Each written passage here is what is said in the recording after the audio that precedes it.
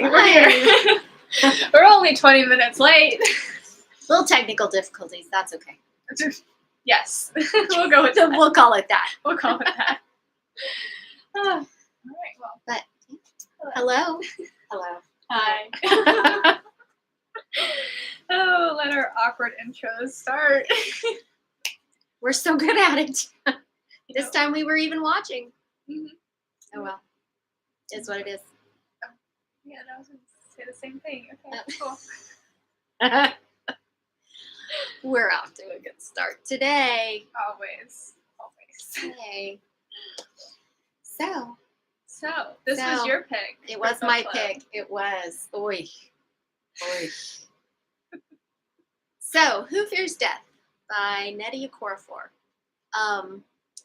This I read. Yes, my.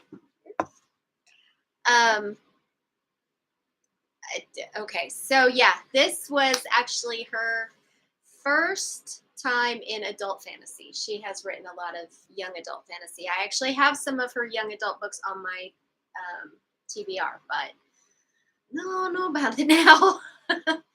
This book is rough, so actually before we get started, we probably ought to talk about trigger warnings, and if we can see people joining, or every so often, I'll try and remember to stop and redo the trigger warnings so that if you just join in, you kind of know what you're in for. Also, in the description, it talks about, definitely go read. If you're worried about trigger warnings, go read a description of the book, because this is rough stuff. So this is my list of trigger warnings. These are the ones I just kind of came up on the top of my head. So number one, I think probably the biggest one is rape. Also the treatment of rape. Not that the author like glamorized it or made it like right or anything, but just the fact that in this world, it's not. It's a huge deal for the wrong reasons. Let's just say that. We'll get into that later. So that can be offensive, I think, to some people, and probably quite triggering. That even if you are a victim of sexual abuse or of rape, that you can still read about it, but maybe the way it's treated by other characters in the book may be triggered. There, that's it. Also, this book, the inspiration of this book came out of, I think it was the early 2000s, the basically weaponized rape in the Sudan, where the government who was trying to pretty much wipe out this other group, they hired Arab, basically mercenaries, and they would go and they would rape these women with the intention of getting them pregnant, because in their culture, the child takes on the heritage of the father. And so in this case, they would basically, even if they didn't kill them, they would still pretty much wipe them out, because genetics would be gone. They would no longer own land, all of that. So anyway, okay, weaponized rape. Genocide, death, lots and lots of death. There's natural death, there's murder, some very graphic murder, there's massacres, there's child death, animal death, intentional animal death, like killing animals, child death, child abuse, body horror, mainly in the form of genital mutilation. That's what I came up with off the top of my head. So that's the shit we're dealing with here. So yeah, if any of that is especially triggering to you, please don't listen to this. Thank you. Okay, there's our PSA. So, wow. Okay, so yeah. Starting off very heavy, but I mean. Yeah, but I just want to be upfront and make sure, because yeah, this is not a book for the faint of heart. It's really not. So anyway, it was my pick. I was not quite expecting what it was. I really didn't like it. I kind of hovered between around a 3, just simply for originality, because the setting and the plot isn't really original, but the setting and the way the plot plays out is sort of original. Yeah, no. And then the end happened, and it solidly put me at a 2. So the originality is really what saved it from being a 1 for me. Yeah, what'd you think? No, I would have to agree with you. Like, Yeah. it's pretty much sitting at like a 2, 2.5 for me as well. Even though we had all these heavy topics, I found the book to be extremely boring. Like, pretty much, I felt like Yeah. all I was reading was just these teenagers walking through a desert, and they were more concerned about who was having sex with who, or the fact that they couldn't have sex with whoever they wanted, Yeah. than actual like Mhm. pressing issues that are happening, and Yeah. the fact that they're walking towards certain death, and like all these. I didn't like it. Yeah, there was just honestly, there was so little plot to this. I mean, And there could have been so much. could have been. They had the potential to be like a really great magical realism type of story. Mhm. It had that potential. There was just so much stuff in there that didn't need to be in there, and it reminded me of like Cersei in a way, because we're just reading about Yeah. stuff like And they even went and did stuff, and still so little happened. Yeah. I mean, it did happen. Stuff happened, but so little of it. Afterwards, I went and read some reviews just to, I don't know. I guess I like to be affirmed or something in my opinions. But there was one review that basically said, and again, this is her first adult book, and while the themes are pretty adult, the characters, the characterization, the writing is very young adult, very much so. very much. Because yeah, like Amy said, they're going through the desert at this one point, and it's a group of teenagers, because they're all like 17 years old or so, and yeah, they're just like, just worried about sleeping around and shit. I don't know, it was weird. So yeah. Anyway, this review said that basically, if you'd taken out all of the fluff stuff, that you would have had like a 150-page book instead of 300 and some, Almost 400. almost 400. So, and that's so true, because It's so sad. yeah. So anyway, yeah, it starts. Well, I guess basic premise is this woman, Nnedi. I think that was her. I can't even remember. I actually learned how to pronounce the characters' names. No, I can't even remember the characters because they were so forgettable. I swear. I think it was Nnedi was her name. The mom? Yeah, the mom. Yeah, I'm that sounds right. pretty sure something like that. Anyway, I have it here in my notes. I actually took notes even, and I'm like, such a waste of time. I'm pretty sure. That sounds right. Mhm. Yeah, Nnedi. Okay, so, and this is not even the beginning. I mean, this comes like later. But anyway, the premise of the book is that Nnedi is, her village is decimated by, she's an Okiki, or Okeki, I'm not sure about that pronunciation. And this whole world, there's these two groups, the Okiki, who are dark-skinned, and the Nuru, who are lighter-skinned. It doesn't say white. In fact, it's like lighter skinned is what they call it. So very specific on like the skin. Yeah. Color, like So anyway, there's this great book. The Great Book literally just calls the Great Book. And in the Great Book, it has the story of the Okiki and the Nuru, and how Annie, or Ani, A-N-I, however you pronounce that, who is this goddess figure. It's the creation story, and she created night, and the Okiki came out of the night. That's why they're dark-skinned, and she basically populated the world with them, and then basically said, I'm not really in the mood to create daylight right now. Kind of tired, so I think I'm gonna take a nap. So she goes and falls asleep, turns her back on the world. And in the meantime, the Okiki people like run wild. And this is supposed to be post-apocalyptic, by the way. So it talks about how the Okiki populated the world and made all this technology and all of this stuff.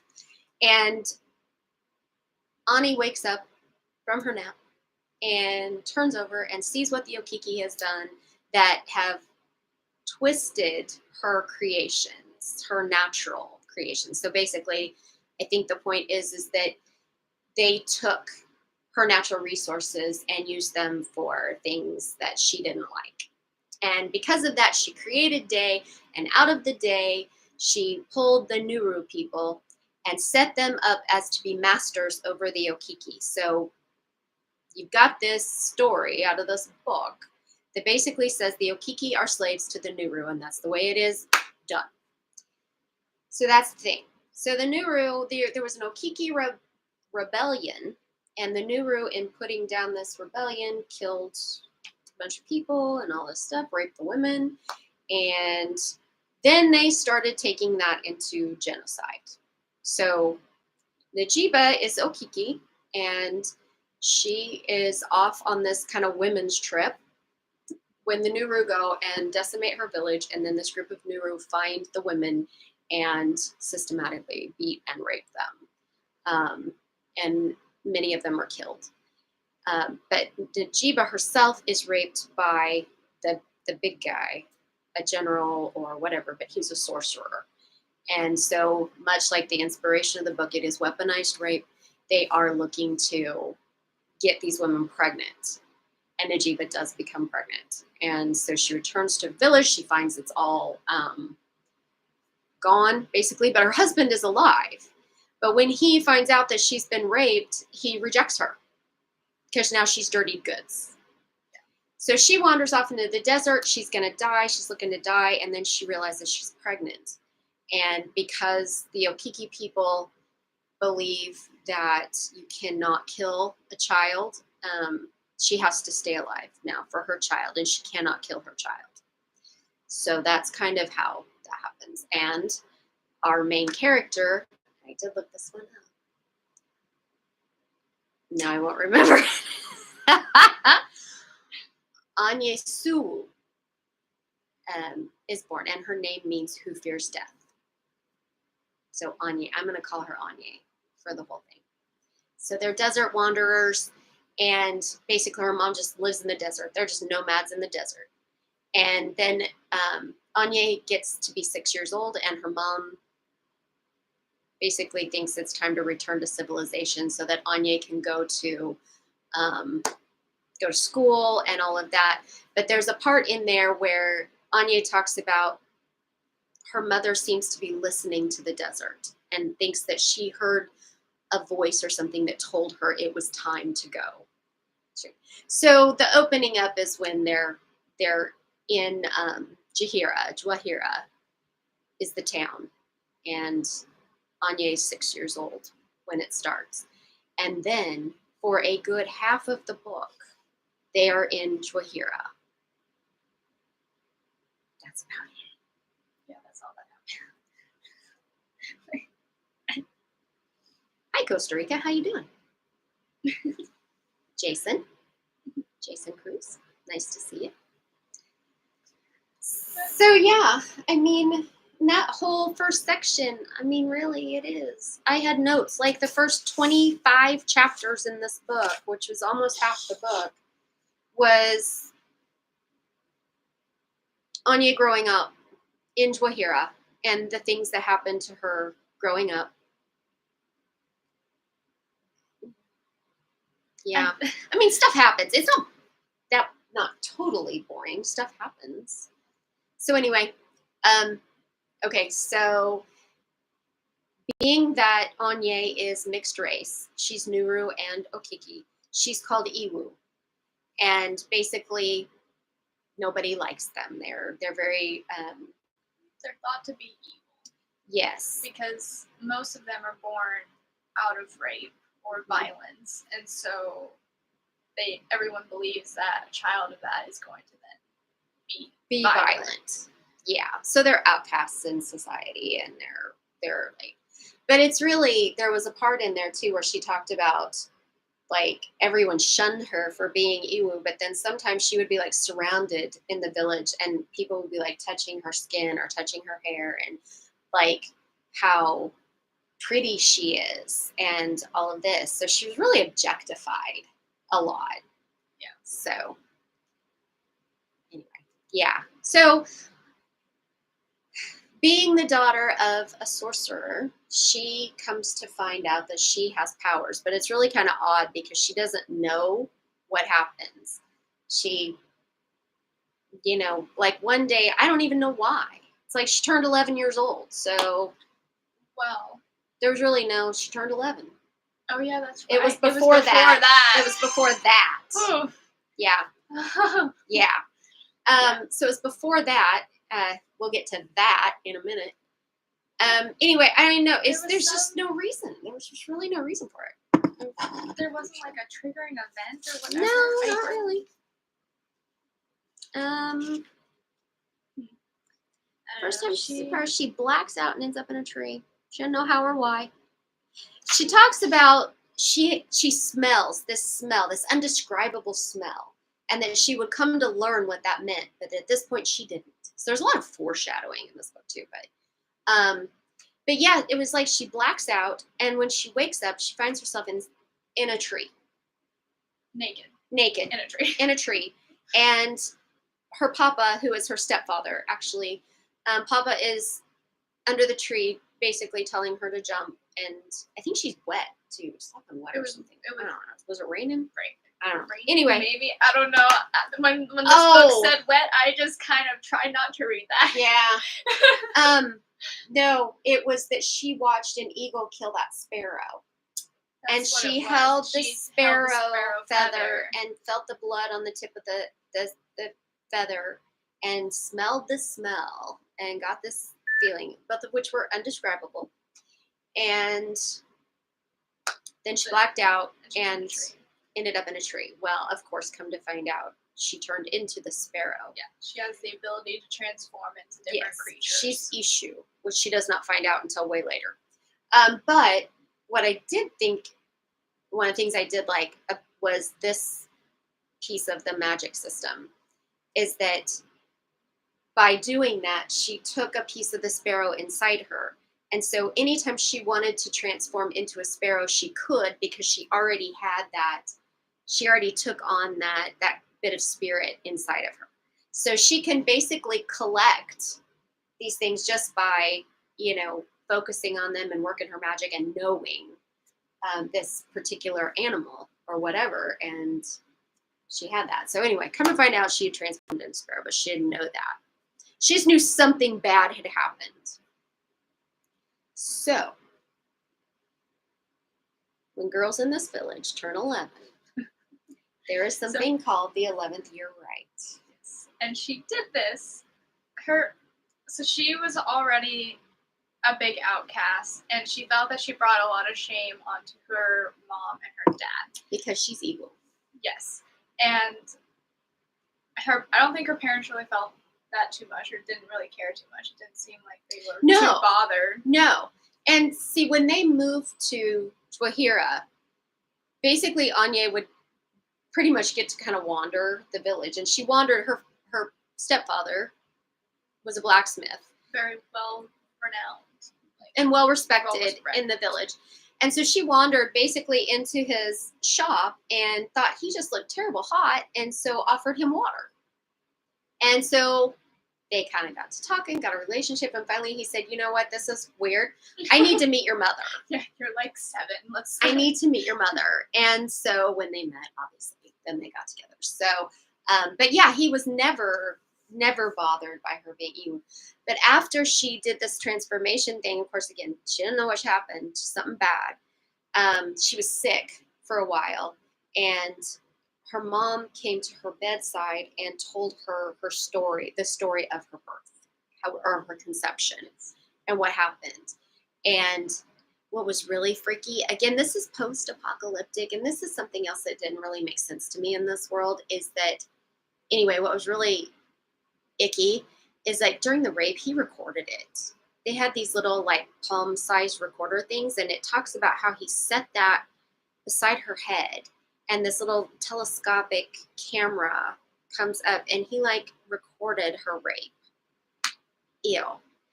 Anyway, It's a real gem. so that was like, there's bits of technology, but then there's references to the Iwu or not the Iwu, but the Okikis were like turned on because they had technology.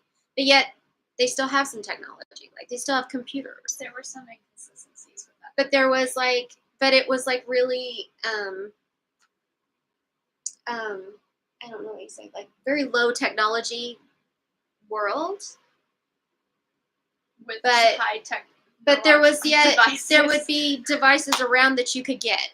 I mean, it was the world building was not very clear in this. It was very confusing. So anyway, then her mom told her the story, and then that really made her feel, because she always knew Iwu were outcasts, but she really didn't know why or how what that really meant, and now she does.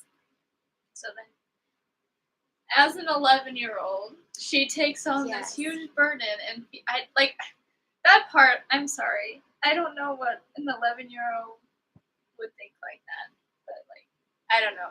She just I don't know.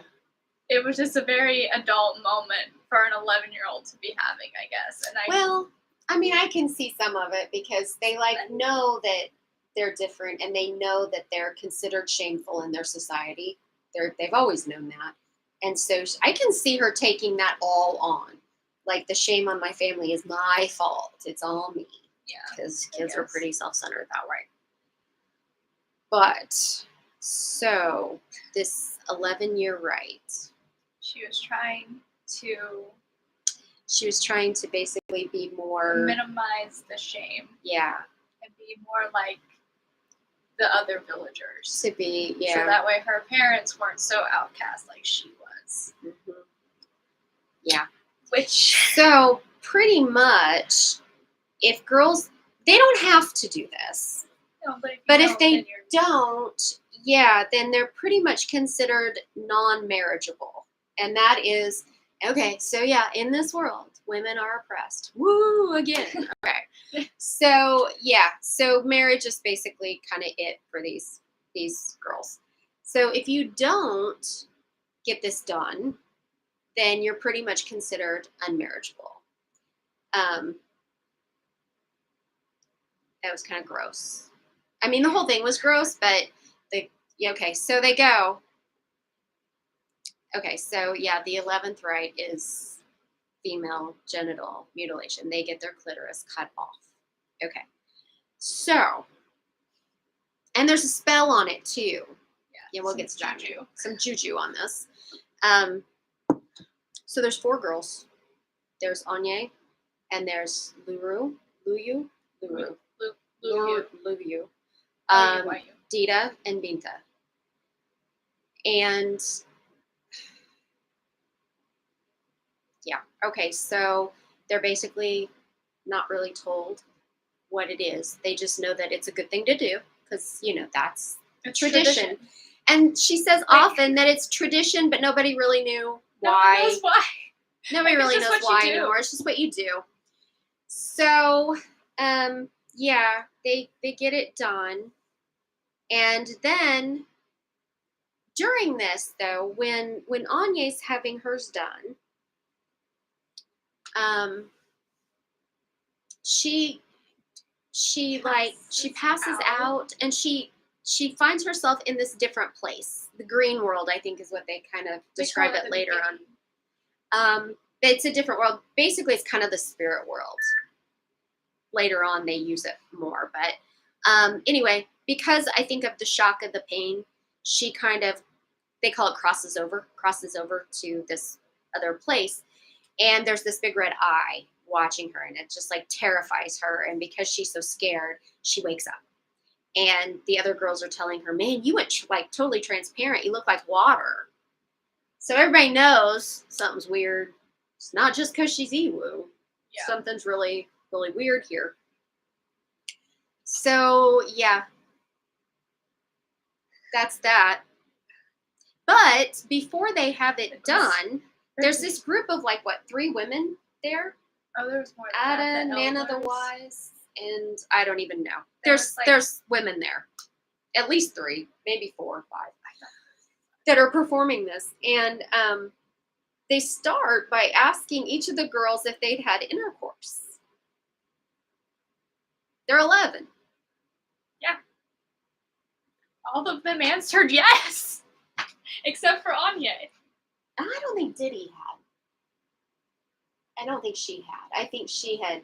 Oh, I guess She they hadn't just- quite. Yeah. Yeah. But I'm sorry, they're 11. They're 11, and Luyu. Is it Luyu or Luru? I can't remember. It was Luyu.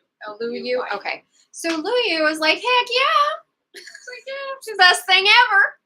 I was like, I only told him about one, but there were so many more. Oh yeah. She's bragging about it. She's 11. years old. And then Binta had because she was being sexually abused by her father. And come to find out, all the women elders, at least, they all knew it. Everybody knew what her father was doing, but there just wasn't anything they could do until she had gone through her 11-year rite. So we can't stop the abuse until you let us abuse you more. Okay, sure. So anyway, basically the reason that works is because the magic or the spell that is on this knife that they use to cut them with, and that's what they call it later on. Some of the men call it, you've been cut. Like you're some castration or something. Circumcision. Oh, a female circumcision. Female circumcision. Like that's the same thing. Yeah, let's take your clitoris off because that's the same thing as just getting your foreskin taken off. Sure it is. So anyway, basically when a woman or girl gets aroused sexually, it will cause her extreme pain. So extreme that she could die. Like, yeah, so Didi had basically a boyfriend, who this boy who they'd been friends with for years. It's long been known that when they grew up, they would get married, blah, blah, Fanasi. And they were messing around, and Diddy was screamed in pain so loud and so long that it scared him off, and then he wouldn't talk to her anymore. for years. For years. 4 years. So do you see the theme forming here? Obviously, this is a society that puts every blame on the woman because it was Diddy's fault. So, yeah, there's that. Until they get married. And then it magically goes away. But because they have no clitoris, they cannot ever climax. That's fun. Right. So, No one cares about the woman in this society. no. So yeah, so they all get that done. And then because they all went through this together, then they have this 11-year bond. So the 11-year right girls that go through it together have this lifelong friendship and lifelong bond. Just magically. Yeah. And they're all just now magically fine and best friends with an Iwu girl. Okay, so sure. So anyway, they grow up. She's obviously finds out that she has these powers. The next time something happens is that she turns into a vulture. There's a vulture that, I don't know, sheds a feather or something, and she picks it up, and this time she remembers everything. She's conscious through it all. She knows what happened. She's freaked out by it, but she knows what happened. So she has this other friend who is also Iwu, Muita. And Muita is, this mysterious figure nobody knows. But they have this friendship, which is obviously more. But he'll never tell her where he lives or what he does or where he's from. And then one day she just happens to overhear these two other boys talking about how they wanted this village sorcerer Arrow to teach them, and he refused. They couldn't pass initiation or something like that. But he will teach this Iwu boy And so she finds out that while he's been like teaching her all these little spells and all of this stuff, that he's actually been a real student of Arrow, and she gets all pissy over that. Which is pretty typical for her. She gets pissy very quickly and just Very angry person. very angry. Very angry Very person. angry and bitter. Yeah. Which to a certain extent is understandable. But Well, I sure. just feel like Well, sure. it was But then just she too much. never, like, that never develops out of her. Ever. No. I mean, she never, like, learns and grows from that. Never. Always, when she loses her temper, and she's not a nice person. She's very snappish and rude, and She's a very disagreeable she main is. character. I mean, she just basically not- has an angry disposition, and she's not always very nice. And sometimes people deserve it. Oh, hello. Sorry about that. Sometimes people deserve it, but generally, she's just not always a nice person. Anyway, yeah, she gets pissy. And she decides that she's going to go to Arrow and she's going to demand that he teach her. Which he won't because she's a girl and she's evil. Mainly just because she's a woman. Mainly because she's a girl. And so this happens several times. Something will happen and then she'll go back and he'll reject her again. It's just, but the way that it happens, so it happens multiple times. Multiple times. Multiple times. And it's always like she goes there, she's so dead set, she's going to demand that this sorcerer teach her, right? He says no, she runs away crying. Like, every single time. Because he's mean to her. Yeah, like, oh, boo-hoo, 'Cause he's sweetheart. And he is mean. He's not a nice person either. No, but He's not. you can't expect somebody like that to respect you and want to actually teach you Yes. these things Yes. if you're going to act like a little crybaby Right. when you get told no. Well, and it is, like a toddler having a temper tantrum. She goes and she asks what she wants. He says no, and she throws a fit and runs away crying. I mean, that is just exactly what happens. Yeah. In the meantime, she keeps kind of like in dreams, or she keeps crossing over, and she keeps seeing this red eye that she comes to find out is representative of her actual biological father. And he wants to kill her because in one dream where she encounters the red eye, she feels strangled, and then she wakes up and she's got bruises all over her neck. So she's actually desperate to be taught how to protect herself. So again, why? I mean, this isn't just a whim of hers. No. She actually There is a reason. knows that something is going on, and she needs to be protected. She has power. She needs to learn how to use it so that she can protect herself. So she goes to Arrow, and she demands, and he's refusing, and she gets 10 times kind of pissed off. And she crosses over. This is the way I understand it. She crosses over, and in this spirit sense, the spirit world, she attacks him. And dang near, almost kills him. Until he, does something and it kicks her out, and I don't know. So anyway, Wita's there, and he's like, what have you done? And, and so she runs home, and she's, waiting for days for people to come and pretty much lynch her. And Arrow shows up and says that he'll teach her. I think mainly because he saw what she could do. Yeah. And he told her, you're dangerous.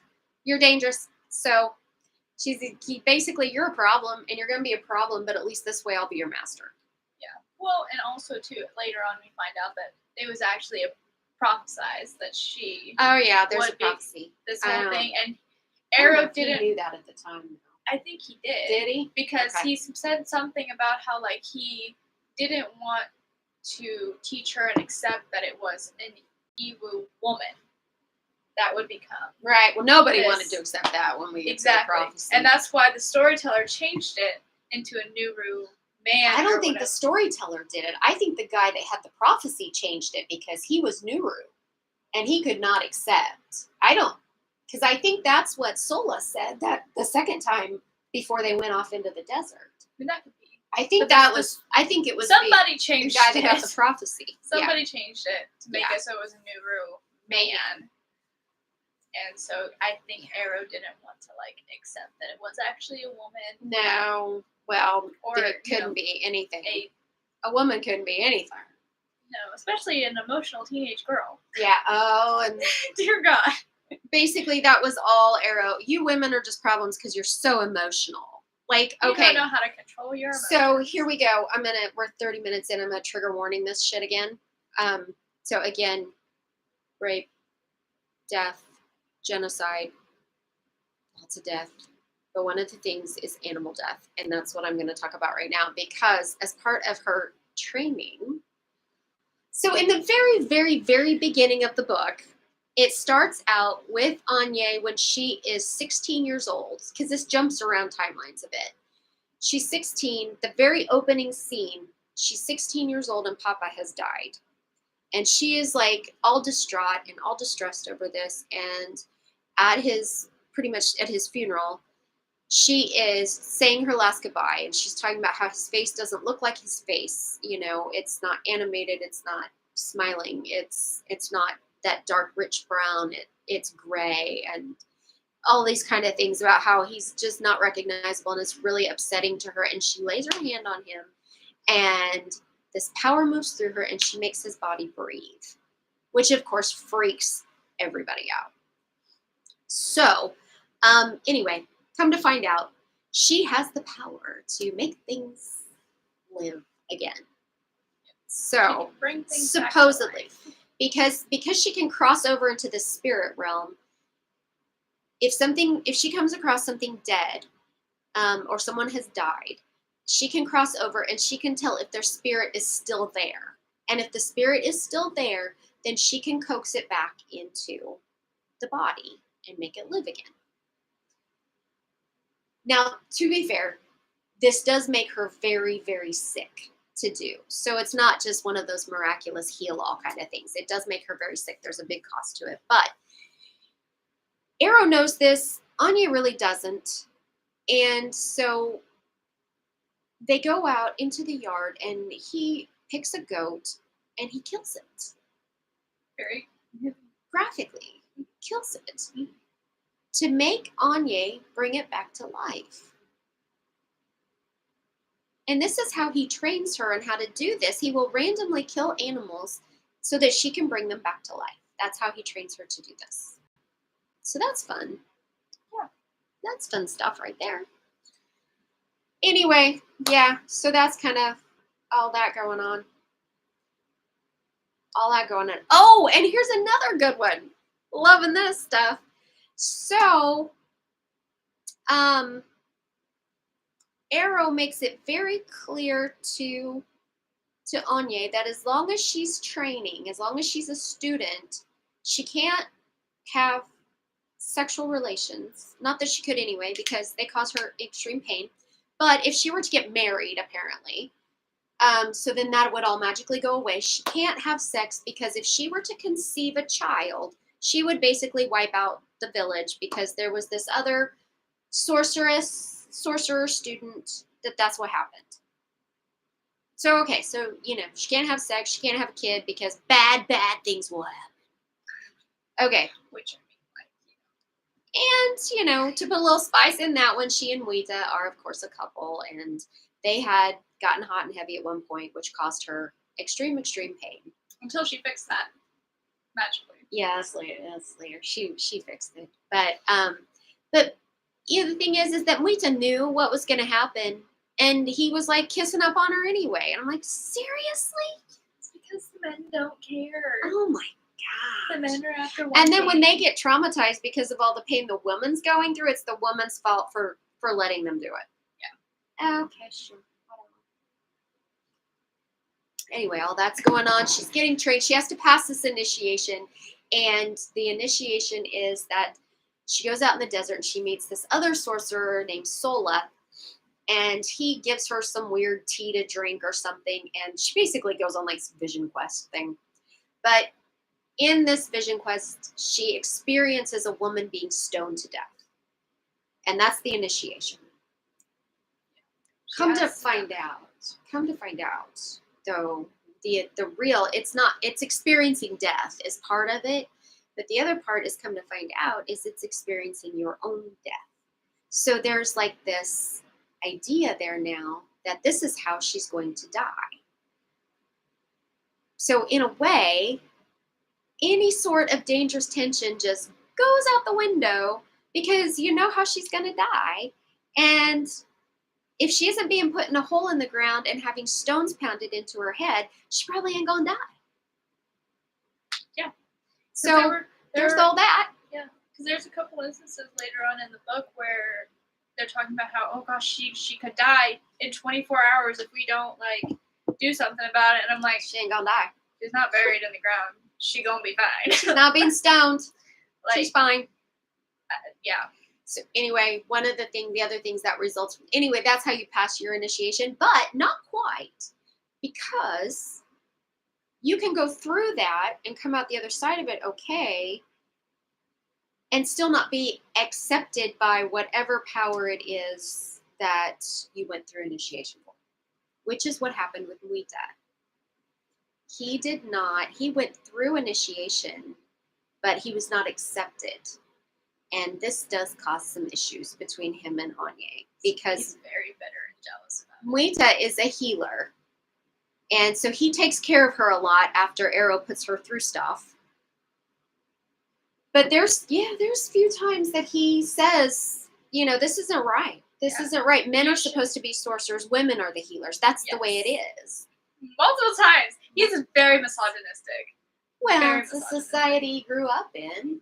But I just feel like I don't know, he should have been different. I think it made him really realistic. And I think it made their relationship authentic, because it wasn't this perfect, he was just the best support system ever. True. Have you ever read like books, or especially longer series, where it just takes forever for the main couple to get together, and then they get together, and like if the like all of their issues before. Well, yeah, and it's like if the main character is the woman, all of a sudden the man is like disappears. Like before he was like this dynamic character, and afterwards he just disappears because, well, everything's all good and dandy now, and it's like not disappears from the story, but it's like his character's just gone. All he is there to do is say, "Yes, dear." So in this, I think it made it really realistic and authentic, because Muita did have problems with her being a sorcerer, but he stayed with her and he supported her. True. And helped her. So I think that was pretty authentic, but he could be an ass. He really could. Well, so could she. So could she. So maybe they were perfect for one another. Who knows?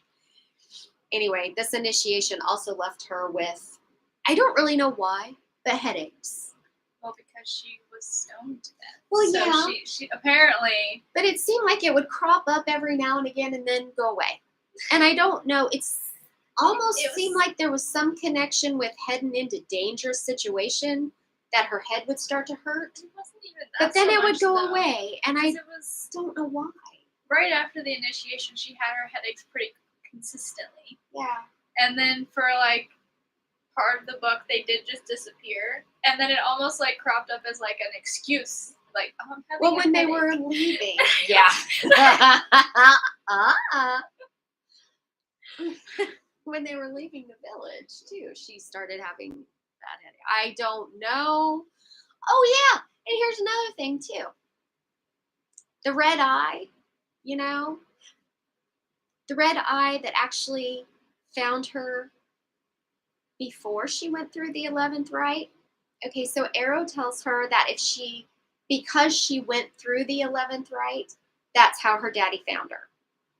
But except it found her before. And that since she had gone through her 11th rite, he had been protecting her. It was because of him that her dad hadn't been able to kill her. Which she was like, that was a bitter pill to swallow, because I don't like this guy, and having to acknowledge that he was protecting me all this time.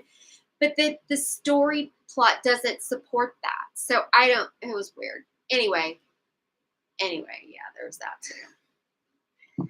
So Arrow knew all of this that was going on. He knew all of this. She didn't tell him about the red eye. She didn't tell him but he knew. He knew about her mom.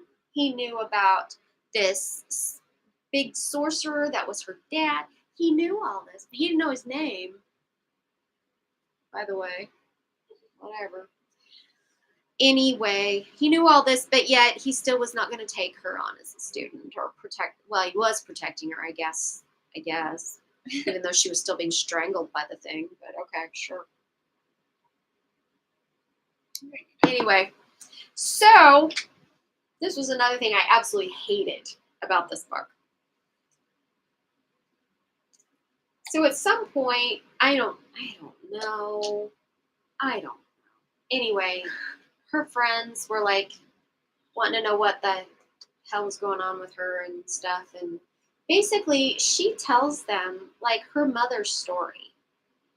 Oh, it was after that photographer came, remember? Yes. That photographer came and he had pictures of all of this nasty stuff that came out of the genocide, which I won't. It's very graphic, and I won't do it out. But it was bad. It was like making everybody fearful that their town was going to be, because this photographer was like, this is coming. This is happening, and this is coming, and you need to be prepared. And so the town elders called everybody together and just basically said, no, it isn't. They had a 5-minute meeting in the all, town. We have decided. We don't think this is going to happen but to us. We've fine. Decided that you're fine. And everybody's like, oh, okay, sure. Okay. So anyway, yeah. She tells them, her friends, and she's told Mwita her mom's story. I mean, everything that her mom told her, all these gory details and everything, she tells them.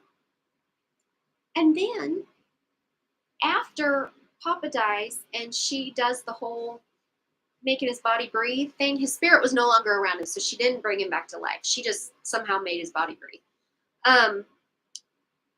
She said at one point there was some foreshadowing that basically said, so that's why when it happened, everybody was already looking at me suspiciously. So one day she's just out in the market doing her thing, doing the shopping or whatever, and I don't know if there was ladies there that were being mean and talking about her mother's rape, like how they must be bad people or something like that. Anyway, she gets really pissed off and decides that she's going to do this spell that will show everybody vividly in their minds what happened to her mother. And of course, it's like, yeah, all this screaming and chaos erupts. Children, I didn't think about the children. Maybe you should have thought that you shouldn't be spreading your mom's shit around. Yeah. It's like that was so really? Let's just broadcast everything terrible that happened to your mother. Your mother. Oi. It was just like she threw her mom's stuff around, her mom's story. She just threw that around to everybody like it was her. It was not her story to tell. Ooh. And I hated that. I hated that so much. And maybe I was supposed to, because it got her in trouble more often than not. I don't. She literally told everybody. I don't feel like Anya was written to be a likable character. Well, no, obviously not. But I just really hated that it felt to me, and I don't know that this was done intentionally to make Anya seem bad, but it just felt like her mother's rape was exploited for plot points. And I really hated that a lot. Because how do you think any of those villagers are going to look at her mother again? I mean, they already looked at her sideways because she was the mother of an Iwu. And we all know that getting raped is the woman's fault. Anyway, that really bothered me.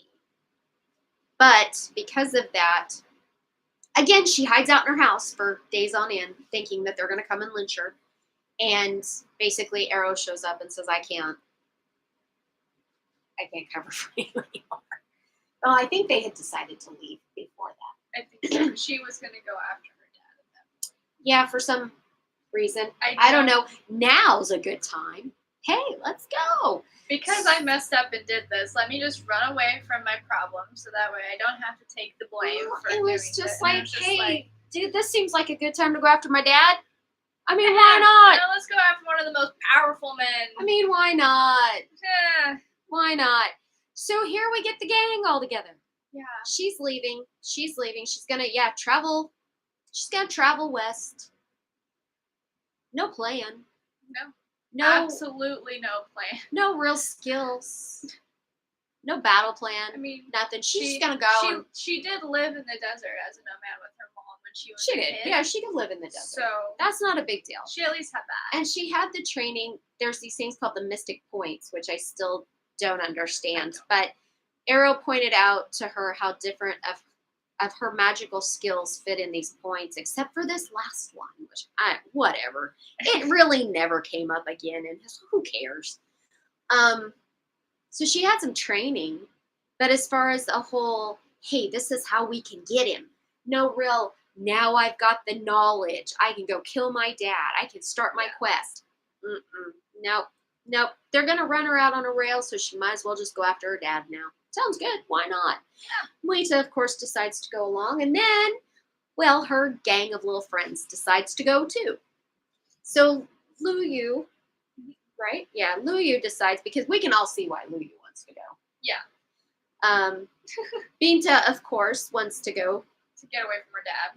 Who she poisons before they leave. I love that so much. With a slow-acting poison, so it wouldn't happen until days after they'd left. She's a clever one.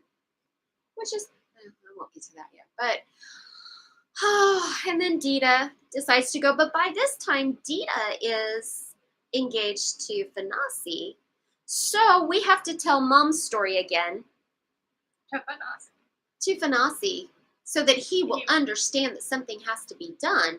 Which he says, oh man, that's terrible shit. We got to do something about that. I'm going to. Okay, sure. And then off we go.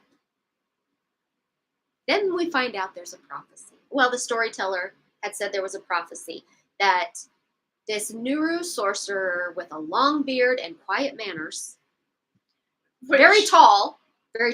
That's the only part that they got right. Very tall, would rewrite the great book, or cause the great book to be rewritten. And and then that would free the Okiki from slavery and blah, blah, blah, blah, blah. So I've got to speed this up because this is ridiculous. We're 50 minutes in already, and this is just so stupid. But it's just a rant at this point. Yeah, so before they leave to go on their adventure, Arrow comes and says, Sola wants to talk to you again. So Arrow and Anya go into the desert and they meet Sola. And Sola says, hey, guess what? The prophecy's wrong. It's not a Nuru man. It's an Iwu woman. And at least you're really tall. They got that right. So, she's the chosen one. But you know what? We don't find out that she's the chosen one until halfway through the book. Mm-hmm. Yay. Now the next, I don't even know how far. Almost the whole rest of the book almost. I don't even know how far we go here before that. It basically has no meaning at all. I don't know. Many chapters. Oh, look, we're at chapter 49, and they're still in the desert. So 300. Yeah, it's probably the last. I don't think it's until the last 2 chapters when they're actually doing something. Yeah, I know. It's just they go to the desert, and literally chapter upon chapter upon chapter is nothing but interactions between these 6 people. Yeah. And it's stupid. It's all so stupid. It's all just... Who's sleeping with who? Okay, so obviously...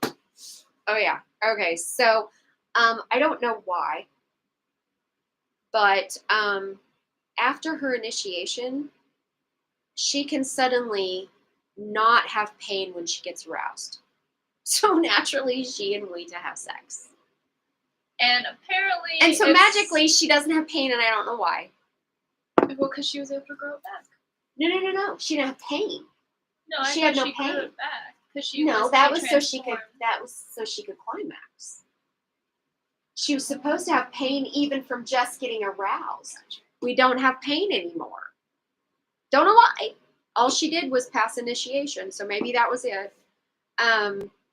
So she didn't have pain anymore. So they're getting all hot and heavy, and she's like, you know, They're not quiet about it. she can't climax, and so he basically says, "Do something about it, issue woman." And so she grows her clit back. She grows it back, and now she can climax. So anyway, they can have sex, even though they're not supposed to, because if she conceives, and she basically had told They Lisa, say this every single time beforehand too. if I conceive, I can't and get he's pregnant. and he's like, it's cool, it'll be cool, it'll be fine, it'll be fine. Such a guy. And she literally, they do nothing to prevent it. I mean, she's like supposed to be have this knowledge of plants and everything, and they do nothing to prevent it. And miraculously, she never conceives. So anyway, everybody else is mad and jealous because they can do that. Like, they can do that. They're not quiet about it. Everybody knows what they're doing. And you know, yeah, they're mad. And then I don't know, Diddy's a bitch. And she and Fanasi have this falling out, and then I don't know. Anya fixes them all. Yeah, so and they then don't have pain anymore. Yeah, and they then can finish. Luyu takes up with Fanasi, and Diddy and Binta live in a tent together, not romantically, but just kind of this solidarity thing. So everybody's all fractured, and basically Muita and Anya are in their tent going, well, they're all just so immature. I'm like, oh my God. I didn't help them so that they could do this. Okay, so yeah, that's like hundreds of pages. It was just mind-numbing. And seriously, nothing happened. Nothing. Literally nothing else happened. That is it. That's Was like, it. They woke up, and then they were in the desert. Someone probably had sex with someone else. And then they bitch about traveling. They bitch about who's gonna go. Oh, and then they decide that they need supplies. And Anya's like, no, we can't go into this town. We don't know what they're like. And they got off course. And so they end up going. Very fancy device that has the map on it. Oh, yeah, Lou, you bought that. Because they did go to town. Because Binti and Dita snuck out and are basically go clubbing. Yeah. In town. Pretty much. And then Fanasi gets mad because Diddy's like trying to sleep with other men. Flirting around with these other guys. While he's also sleeping with her friend. It's all this kind of shit. That's basically what it is. Unnecessary. All unnecessary. Every bit of it. Except that at the village with the twins, which one of the twins dies, Anya kills their medicine man because he tries to go and attack them because they're emu. And she kills him. And that, okay, so that did happen. One of the towns that they were in, and she kills them, and basically, of course, the villagers are all like, "You killed our guy," and they start throwing stones, and Binta gets killed. Binta gets stoned to death. So that happened. Should have Diddy. Anyway, so because of that, Anya casts a spell on this village that they're all blind.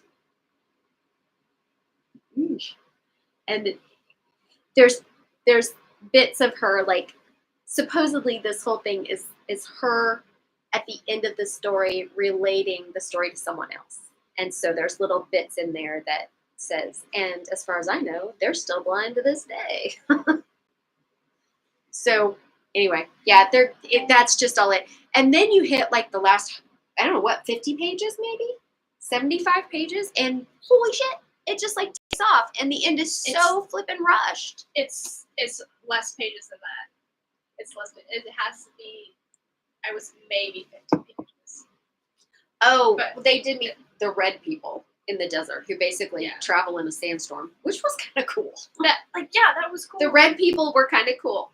But then what was the deal about that nobody could touch her? They got electric shocked, except for Muita. But I don't remember. there was some kind of weird. Why was it she had to go through? They killed her. They and then she was reborn again. Yeah, when they were holding conversation, basically a women's retreat in the desert.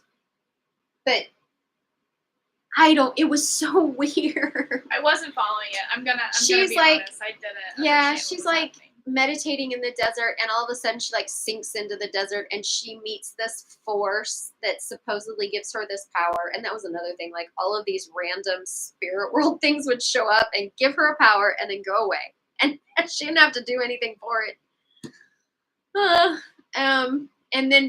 And she's still like not growing, not maturing, not like getting tools in her toolbox so she can go meet her dad. So anyway, after she meets this like creator, she's like, now I've got the power. And she like tries to cross over and astroplane herself to her dad and tries to kill him, and he whops her. Just wallops her. So yeah, but they still go west because what else you gonna do? I laughed at that one though. I don't like her dad, and I obviously don't want him to win. But when that happened, I laughed at it because it's like. So I don't know. We find out that the Okiki aren't as innocent bystanders as they say. That Muita was forced to be a child soldier in an Okiki rebellion, forced to, basically there's abused. Bad blood on both sides. Yeah. Everyone's attacking everybody. Yeah, so, and in the middle of all of this, by the way, Diddy and Fanasi decide that they do love each other. They're getting back together, and they just go home. Yeah. Just go home. Okay. So we've got Luyu, Anye, and Muita. They just go home. Just like that. They just go home. I feel like this discussion is about as ridiculous as the book itself has been. So they just go home. So anyway, at the end, they go to, what was the name of the town? It was the same town that Arrow was from, wasn't it? I don't know. Anyway. It doesn't matter. The town where her dad's at. I don't know. They go through all these, by the way, here's another one out of the blue shit. They're going through all of these villages and stuff, and it's like being decreasing. You can see it getting worse and worse and worse, like conditions and stuff the closer you get, so you can definitely tell. Anyway, they talk to people in this village, and all these people know about this prophecy. All of them. And when Anye comes in, they're like, oh, you're Alsooooo. And she's like, how do you know me? Oh, this spirit woman passed through and told us all about you coming. It's her mom. Who is now a student of Arrow. Yeah. Yeah. Who had never before in the book indicated she had any powers at all. Apparently she's very powerful. Yeah. She can turn into a, can't even pronounce that thing. It's like a dragon kind of thing. So yeah, they're the only time that I think is after her mom tells her the story of her conception, and she says to her mom, did I get any of these powers from you? And her mom doesn't answer her, just says go to sleep. That is literally the only point where I could say there was something there. But who? It's her mom. Her mom's like astroplaning herself all over the place. Yeah. And then they said that that's why her dad chose her mom, though, because he could tell that she had these powers. At the end. Yeah, this is at the end. At the end. This is They're like, yeah. Nothing before that. Nothing at all. Because this whole time, Anya pretty much kind of has this love-hate relationship with her powers. She likes being powerful, and she likes that they give her options, but she hates them because they come from her dad. And he's a terrible person. Like, she's a really good singer, but she hates her voice because her singing voice came from her dad. Okay. So anyway, yeah, so then that happened. So anyway, all these people are like, oh yeah, you're Alsooooo. And she's like, oh, okay. And then without any sort of like realization or anything, she just decides that it's her mom. She doesn't get visited by her mom. Nobody describes her mom. It's just her mom. Oh, the reason that this is that her mom is apparently appearing as this dragon-like creature. And she remembers that when they were nomads in the desert, her mom would always talk about that creature and how much admiration she had for it. Yeah. That's how she decided it was her mom. Wita or whatever is like, confirms that. Like, yeah, I knew the whole time. Yeah, oh yeah, I knew the whole time. I knew. I just never told you. Yeah, I didn't feel like it was pertinent information. I just never told you. Okay, sure. So anyway, yeah, they get to the town where her dad... Oh, and they come across some rebels, some Okiki rebels that, you know, don't pose any threat to them at all, even though we've had this horror story from Wita about how the rebels took him captive. But yeah, these guys are cool because it's on Alsooooo. Exactly. They know her. Yeah. Oh yeah. Yeah. So they come up with this plan, Anya and Wita, and we come up with this plan how they're going to get into town, and I don't know. There's all kinds of little details. It doesn't even matter. All kinds of little details about why they have to do it by this particular time. Like, they can't take their time with it. There's shit going down, and they got to make sure. Sorry. I have a Fox Sports app on my phone, and every time I get an update, it plays me the Monday Night Football theme song. It's so fun. Anyway, yeah, their stuff. They have to get it done. It's got to be done. So they come up with this plan. Anyway, they get in. They go up. Yeah. Find her dad. Find her dad.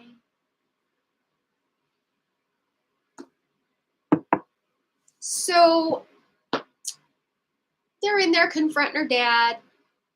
And he's just like the stupid supervillain where he like has to do his manifesto before he dies. And I don't know, stuff's going on, but all of a sudden Wita makes a move. And he like attacks her dad and like slaps something on her dad's neck that apparently hurts him. Like massively hurts him to the point where he can't move. But in the process of this, Wita gets really hurt and Wita dies. So, and she does try and bring him back, but he's like already gone. Okay. You'll understand why I did that in a minute. But anyway, so in the end, it's not even Anya who takes care of her dad. Nope. It's Wita. Girl power. Whole damn book is girl power. And in the end, and she doesn't kill her dad, by the way, because it wouldn't feel right. Not because she's like noble, not because she's like too good for the word. Yeah, whatever. For dad killing. For murder. Fratricide. That's what I was going for. Yeah, not that she's too good for any of that. Just because it wouldn't feel right. But what she will do is leave him in the building while she calls fire down on all of it. And she'll burn him up while he's still alive. But she ain't gonna kill him. So anyway, she calls this fire down because she won't leave Wita's body. That was their custom at death, is cremation. So that was how she was gonna do it. Mm-hmm. And by the way, this still doesn't do anything because it stops the soldiers that were going to be leaving to go start the genocide. So it stops that. But remember, there's still this whole, like, we need to rewrite. The great book needs rewritten or it will just happen again. So we're not done. Muida's dead. Her dad is not dead because as the fire is going on, she sees this great bat-like creature fly away. And she knows that it's her dad. And she says something like, what? At least he's not powerful anymore or something like that. I don't know. Anyway, she and Luyu have to go find the dude that got the prophecy who has, I don't know, the original great book or a great book. It's just a random great book that he's got. Mm-hmm. So anyway, they have to fight their way out. Oh, I forgot about the conception thing. See, I said this would come back. How she like starts the fire, calls the fire down, is that she reaches inside her body and she finds Muida's sperm still living. And so she puts his sperm with her egg. So she instantly conceives and instantly causes the great massive blowout that Arrow said it would happen. But it starts this huge destructive fire in the building. When she gets outside, she finds out because all of these women, I'm sorry, I'm not crying. I'm trying not to laugh. She sees all these women and children running around and she finds out that when she conceived, the moment she conceived, it caused all of the men of a certain age to die instantly. Not the women, like not the children, not the older men, not young boys. Just, I believe it was men who were capable of getting a woman pregnant. So men who were fertile. I don't know why. I don't know why. I don't know why about any of this stuff. So anyway, as they're going out and trying to figure out where this prophet lived, sorry, all of a sudden everybody's like, hey, you're the one that did this, get her. Why? No. So they run down to the shore of this lake, and there's a boat coming in, and of course everybody's chasing him, and this boat, the guy with the boat is like, hey, I'll help you. He's Nuru, but sure, I'll help you, because I don't like what's been going down here, so I'll help you. So some random dude that they run into just happens to not like what the general was doing, and so is sympathetic. Okay. So he takes them to the island, and man, everybody's in hot pursuit, and they run up to this house. They just automatically know where it is. I don't know. Maybe it was a small island, and it's the only house there. I don't know. They just run in there. And yeah. The guy's already dead. I don't know if he killed himself, or maybe he killed from her spell. I don't know. He's just dead. God. And so, yeah, Luyu says, you go in, do your thing, and I'll hold him off. Yeah, she dies. Yeah. And so Anya is in there, and basically she lays her hands on, and I don't know if this is the great book or just a random great book. Why it was okay for this book, maybe because it was the prophets, but I have no idea. Not blank. I don't know. She puts her power into this book and can feel it being rewritten. Don't know why. Don't know what it says. Just that it's being rewritten, and just magically knows that it will happen to all the great books, and that nobody will remember what the great book used to say. So all they will know is whatever it says now, which we don't know what it says now. It's just different. So in another review that I read, the review was entitled Special One Cures Racism. That's pretty much the deal. Yep. And then she's arrested. She's not killed. No. She's not- arrested because not yet. remember, she knows how she's gonna die. Yes. So she's telling this whole story to somebody from her jail cell. Yeah. A Newberry guy. Who apparently this all makes sense to because he can still remember what the Great Book says. Okay. But I But hated he's- this book. He's very sympathetic to her. Very sympathetic. So anyway, yeah, she's done. Plays out. She's stoned to death. She's pregnant, but she's not scared. And she knows her daughter is not scared. Because she doesn't fear death either. They don't fear death. And so, yeah. And then there's this bit about how this guy who was interviewing her and his sister go out and take her body and give her a proper funeral pyre. But wait. There's more. Oh. There's more. I hated this book so much. So there's a little chapter from what, Arrow or Sola? I don't remember.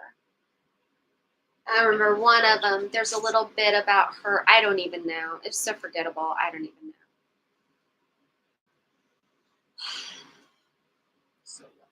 Sola. About how she was the chosen one to enact change. And then there's another chapter, an epilogue, where she doesn't die. Instead, she turns into when they come to get her, to stone her, she turns into the dragon-like creature, and she basically burns them all, bursts out, flies away, and is thinking, if Muita's spirit was still around, where would he go?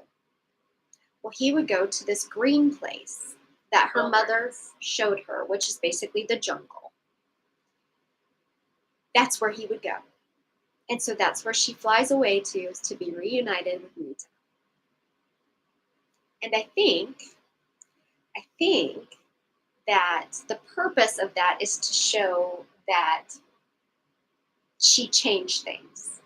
So instead of, and even though it happened like after she supposedly died, it's like a, no, we're warping time because Like she an changed alternate thing. changed the Great Book. So this changed too. Unnecessary. But Muita was dead. And so his spirit could be in the green place, the jungle. But he'd still be spirit.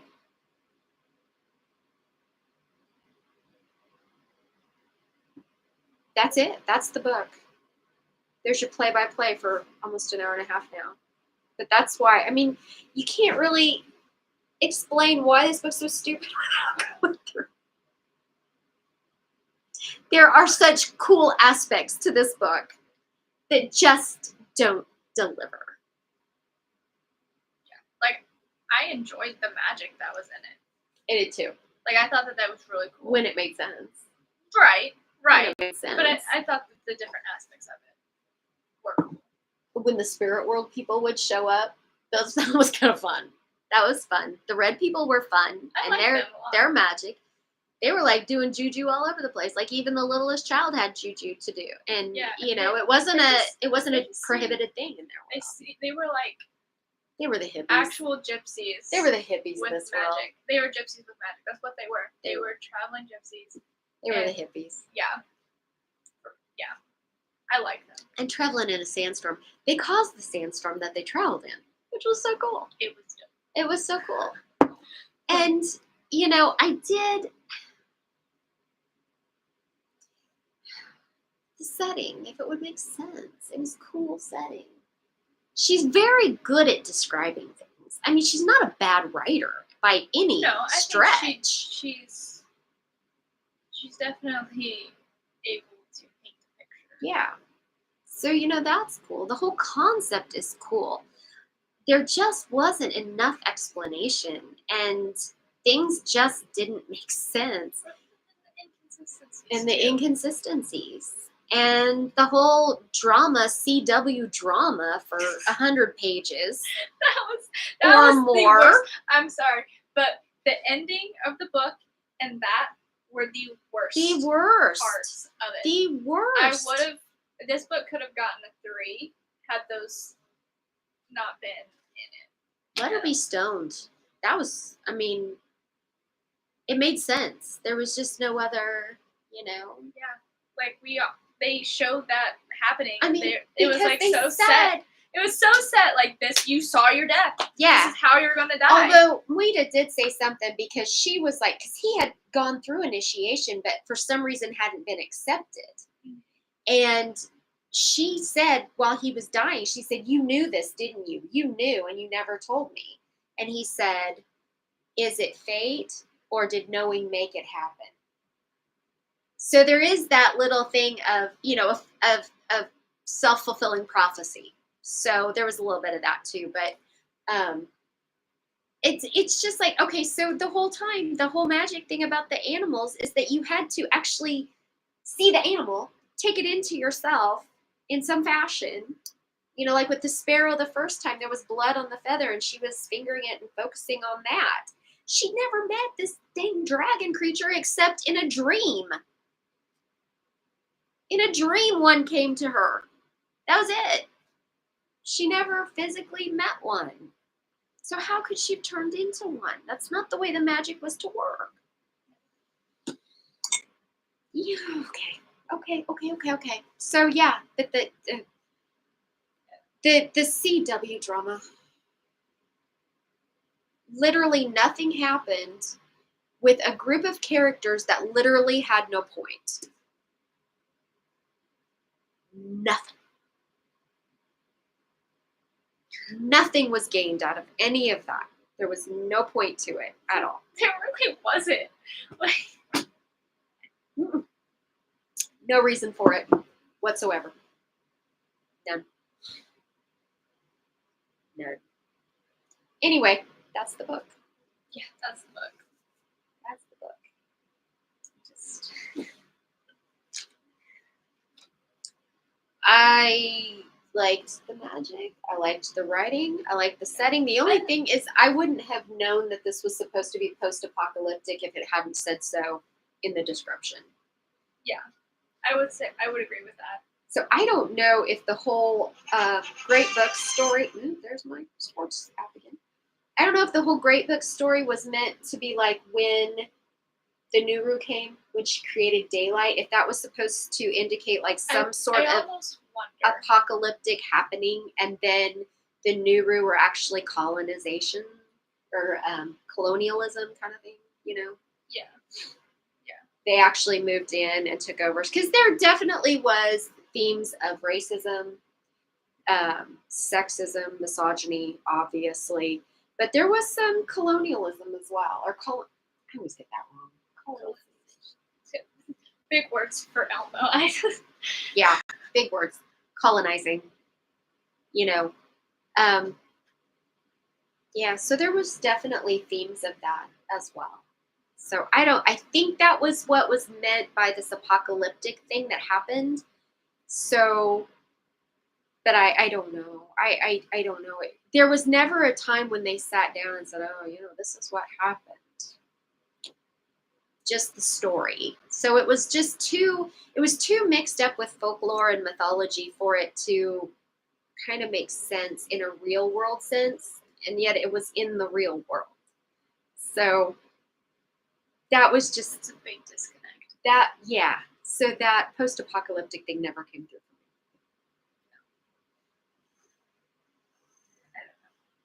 But yes, there were things that I liked, but there was a whole lot more that I didn't. So I don't know. Maybe stick to young adult. Yeah, I have. I hear that her young adult books are good. I know. Yeah. So Akata Woman is one. There's a series, Akata Woman and Akata Witch, and there's Venti. Lagoon. Mm-hmm. something about a phoenix. Yeah. But I don't know. Yep. I don't know why she felt like she needed to enter into the adult world. I don't know. Maybe so that she could talk about these graphic issues. Yeah, but I mean, like at I the said, same time, I don't feel like they were super necessary either. No. Like, no. I don't think that having all of that in there contributed much to the story, other than just trying to like cause some type of an impact. But in all honesty, like, I mean, it's very realistic. yeah, It's very realistic. the so stuff she did draw from like real events. yeah. So if you So want it's not- to tackle these issues in a very realistic way, you really do need to do it. It's very graphic stuff. I mean, it's graphic what's happening or what has happened and is still happening. So it is very graphic stuff. And, you know, to talk about it openly and honestly, I guess you probably can't do that in a young adult book, but you gotta do a little more characterization that's not young adult. Because I've read plenty of books that have kids as the protagonist, but it's not young adult books. It's not. It's just a different, there's, you know, young adult books tackle different themes generally. And age of your characters is not one that you really need to stick to. But again, that whole bit about relationships when they were in the desert, that's so young adult. And that's fine.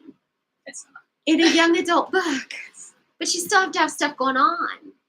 You know, there has to be other stuff going on. And that just was so unnecessary. There was no reason for any of it. None of it. So I don't know. I don't know. There you go. That really was an hour and a half long rant. It was. Sorry. We just picked this book apart. Sorry. Yeah. And I didn't. I feel like I did it most. Yeah. Let Amy talk. Shut up. Yeah. There it is. That's why we think it's stupid. That's why. And hey, look, we actually followed the pacing of the book, too. We spent forever on her childhood and then rushed the end. So that's the book. Pacing was a really bad thing in this book. But you know what? I'm going to keep the book because look at that dang cover. That cover's beautiful. I mean, look at that cover. I absolutely adore it. And so I will be keeping the book just simply because I like the cover. Yeah. I most likely will not be keeping my copy. My cover's not as cool. And I really have no intention of rereading. I'm not going to reread it. I'm not going to reread it. I don't want to take up space on my bookshelf where I could put a much better book. Honestly, this was the worst book that we've read in book club this year. Yes. I can say that without a doubt. Yes. And all of the others have all been meh books. Yeah, and this one is just so far below. This one was... I would rather reread Cersei. Meh with a big dose of yeah. And I just didn't make sense. It just didn't make sense. Too much didn't make sense. Yeah. I can deal with a little mystery. Too much did not make sense. Yeah, and like there was just no explanation for a lot of things. It's just like, oh, this happened. Yeah. And like, oh, yeah. It's like here's the problem. Here's what could happen. And then it just happened. And there's no like, yep. We just went from point A to point B without any type of like reasoning why. Yeah. Yeah. No explanation. No. Jumping, like presenting answers like her mom. Really? How'd you know? This book hurt my brain. Oh. And then just out of the blue. Stuff that just came out of the blue. Like Anya would find out something and we'd be like, yeah, I know. I knew that all the time. Yeah. Oh, whatever. Whatever. Anyway, there it is. Yay! This book is about that House of Leaves status for me. So it's what? It's almost House of Leaves status. Oh, I could at least read it. that's yeah. The other one I couldn't even read. So yeah, Anyway. Man, yeah, no, I'm sorry. I really, really wanted to give it a 3 for originality, but I can't. The originality got it to a 2. Well, honestly, it's Not all that original. no. Like, there's a couple aspects where it is, but I could think there's an actual young adult series that has some similar things in it. That's like, What is it? you asked me that and I don't remember what it's called. Children of Blood and Bone, maybe? Oh yeah. I think so. Okay, so basically, if you want something original along the same kind of lines, but good, read that. I think that's I'll have to read that. I don't know if that's the book, but I do know that is a good series. That is a good. It's a good that is series. good. That is good. So, I'll have to try it because I was so looking forward to this. Luckily, the rest of my reads were much better for October. that's good. I'm glad one of us had a good reading. I did have a good reading month. So, okay. All right. I'm done. I'm done. I don't want We talk about need it to be anymore. done, is what. Yeah, we do. Okay. So, here we go. This is My- November's read. my final book choice. I Amy's think book choice. we're going to try and have a book discussion for that first week of December. First weekend. Maybe. Oh, and Second weekend of December. yeah, first Sundays when we decorate church. So it'll have to be the second. If we do it on a Sunday. If we don't do it on a Sunday, we we might might change up the date because we got 2 books to talk about next month, right? Or are No, we this gonna- one would be in January because we're reading in December. Yeah. Middle of December, you'll see us. Yeah, but you know what we probably need to do though? So we probably need to do a wrap-up video. We need to have a video, And we need to pick our books for next year's picks. So And we should we could do a books to read for Christmas video like we did for Halloween. maybe. Our spooky season reads, and now we can do our Christmas maybe reads. so. I Maybe don't know. so. Because I really Winter books. winter books. Winter there we books. go. That's I've got a few. I good got some ones. of those. Yeah, I got some of those. Okay, cool. All right, we got a lot of videos coming at you. Yeah. December. We'll see what we get done. Okay. These people need us to stop talking. Yeah. Nobody's probably even watching. That's okay. It's okay. Okay. So that's it for That was this. Who Fears Death. Yeah. Not our fave. Definitely not our fave. And reading right now in December, All the Light We Cannot See by Anthony Doerr. I don't know. Sorry. So I've heard that's really amazing things about this. I book. know, and that scares me. Yeah, because we've heard really amazing things about all of these books, pretty much. Mhm. And, Yeah, this was an award winner. Newberry Award winner. Yep. Sorry, that was probably really loud. I know. Okay. All right. Well, on that note, on that note, people, I'm not ever going to trust read the with words us. anymore. Join Yes. us. She's got all her stuff down in there. I'm Yep, sure. I will put both of our Instagrams linked down in the description so you can follow us because most likely we're going to be posting about them. We both were We will. slacking a little bit here for this one especially. Yeah, I've been slacking a couple of weeks now on my Instagram, but I have so many books to review and I just haven't had time to do any reviews lately because that takes time more than just taking a picture and slapping it up there. So, but yeah, They're coming. they're coming. And yeah, so I'll have those linked down in the description. You guys can check that out. And That's it. I guess that's going to be our tea time for today. Yeah. Sorry for the rant. Hopefully next month will be better. But I'm read not- with us. Join us. Put your input. I mean, hey, let us know if you liked it. If there was some about this that you like, because it honestly on Amazon it has very good ratings. So we're the outliers here. We're the outliers. Per usual. I'm afraid. You're right. Oh well, there we go. That's it. All right, so we gotta stop. We gotta stop So, now. So. Anyway, all the light we cannot see. See you next month. Hope you enjoyed our rant for today. Our rant review. But all right. Okay. I'm Amy, I'm Kelly.